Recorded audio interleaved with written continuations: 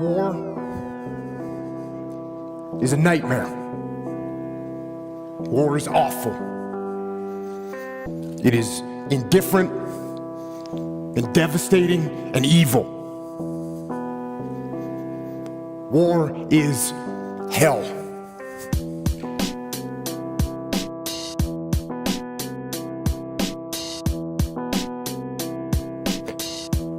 But war is also an incredible teacher, a brutal teacher. And it teaches you lessons that you will not forget. In war, you are forced to see humanity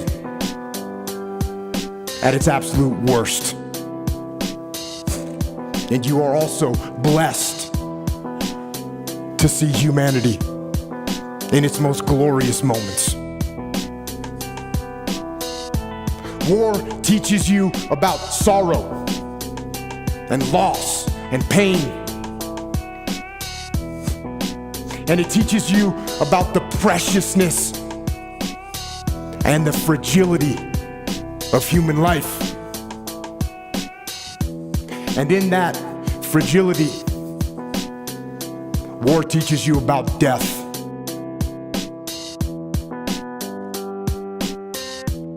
But war also teaches you about brotherhood and honor and humility and leadership. And unfortunately, war teaches you the most when things go wrong. And for me, one of the most impactful lessons that I learned from war was in the spring of 2006 in the city of Ramadi, Iraq, which at the time was the epicenter of the insurgency, where brutal and determined terrorists ruled the streets.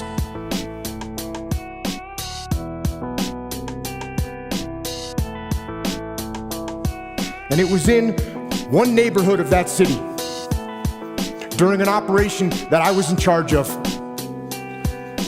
when all hell broke loose. We had multiple units out on the battlefield fighting the enemy. We had friendly Iraqi soldiers, we had US Army soldiers and US Marines, along with small elements of my SEAL team. And then the fog of war rolled in, with its confusion and chaos and mayhem, and with its gunfire and enemy attacks and screaming men and blood and death. And in that fog of war, through a series of mistakes and human error and poor judgment and Murphy's Law and just plain bad luck, a horrendous firefight broke out. But this firefight, it wasn't between us and the enemy. This firefight, tragically, was between us and us. Friendly forces against friendly forces, fratricide, the mortal sin of combat, and the most horrific part of war.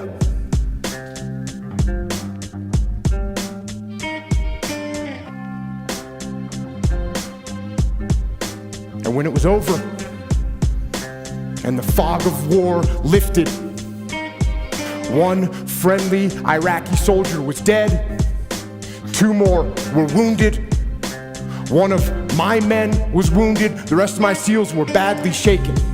And it was only through a miracle that no one else was killed. And it was reported up the chain of command what had happened. That we had fought and wounded and killed each other.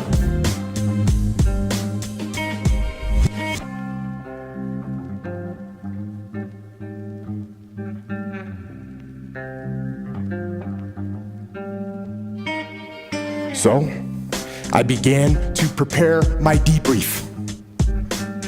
And in it, I detailed every mistake that was made and who made it. And I pointed out every failure in the planning and the preparation and the execution in the operation. And I pointed out who was responsible for that failure. There was plenty of blame to go around. There were so many people that I could incriminate with guilt. But something wasn't right. For some reason, I just couldn't put my finger on who was at fault and who specifically I should blame for what had happened. And I sat and I went over it again and again, and I struggled for an answer. And then when I was about 10 minutes from starting the debrief, that answer came, and it hit me like a slap in the face. And I realized that there was only one person to blame for the confusion, only one person to blame for the wounded men, and only one person to blame for the dead Iraqi soldier. And I knew exactly who that person was.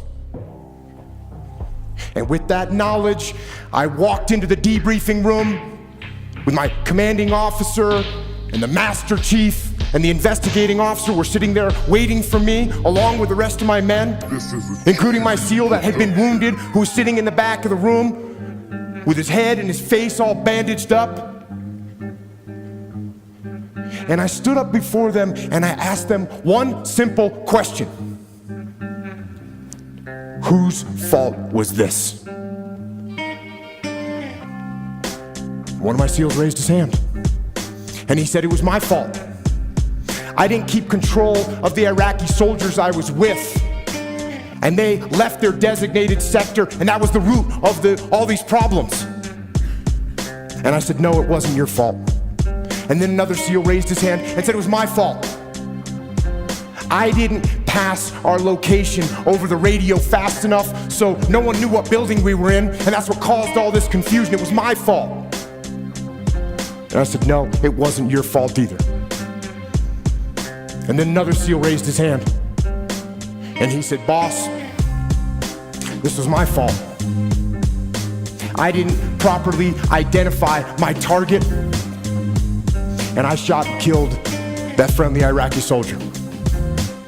This was my fault. And I said, no, this wasn't your fault either. And it wasn't yours or yours or yours, I said as I pointed to the rest of the SEALs in the room. And then I told them that there was only one person at fault for what had happened. There was only one person to blame. And that person was me. I am the commander. I am the senior man on the battlefield, and I am responsible for everything that happens. Everything. And then I went on to explain to them some new tactics, techniques, and procedures that we were going to implement to ensure that this kind of travesty never happened again. And I will tell you something, it hurt. It hurt my ego, it hurt my pride to take the blame. But I also knew that to maintain my integrity as a leader and as a man, I had to take responsibility. And in order to do that, I had to control my ego so that my ego did not control me. This is a Chucky Beat production.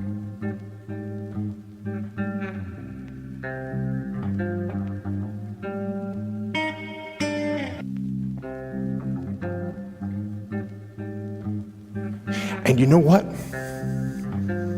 I didn't get fired. In fact, my commanding officer, who had expected excuses and finger pointing, When I took responsibility, when I took ownership, he now trusted me even more.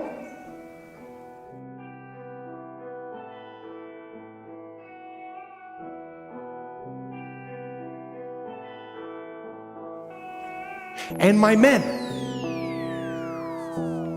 they didn't lose respect for me. Instead, they realized that I would never shirk responsibility, and I would never pass that heavy burden of command down the chain and onto them. And you know what? They had the same attitude. Unlike a team where no one takes ownership of the problems and therefore the problems never get solved, with us, everyone took ownership of their mistakes. Everyone took ownership of the problems. And when a team takes ownership of its problems, the problems get solved. And that is true on the battlefield, it is true in business, and it is true in life. So I say, take ownership. Take extreme ownership. Don't make excuses. Don't blame any other person or any other thing. Get control of your ego. Don't hide your delicate pride from the truth. Take ownership of everything in your world, the good and the bad. Take ownership of your mistakes. Take ownership of your shortfalls. Take ownership of your problems, and then take ownership of the solutions that will get those problems solved.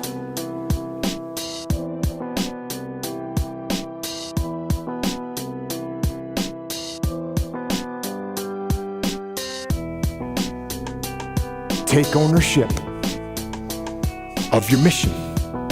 Take ownership of your job, of your team, of your future, and take ownership of your life.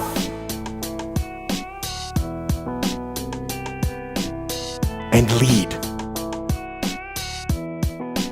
Lead. Lead yourself and your team and the people in your life. Lead them all to victory.